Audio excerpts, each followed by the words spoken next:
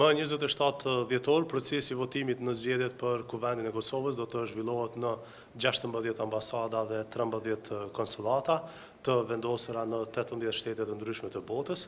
Nga 77.086 votuesit jashtë Kosovës, të drejtë votët në këto përfaqësi diplomatike kanë vetëm 19.187 shtetas të Kosovës, të cilët janë regjistruar paraprakisht dhe kanë përzgjedhur votimin fizik në këto 29 misione.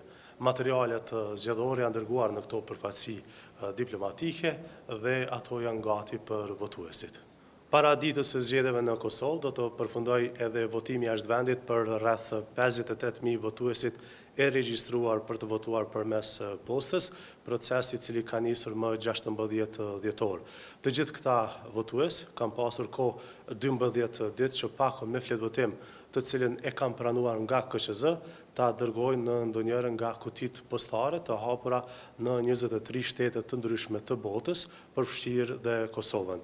Fletvotimet që i takojnë votimit në përfaqësi diplomatike dhe votimit me postë do të tërhiqen dhe numërimi i tyre do të bëhet në Kosovë.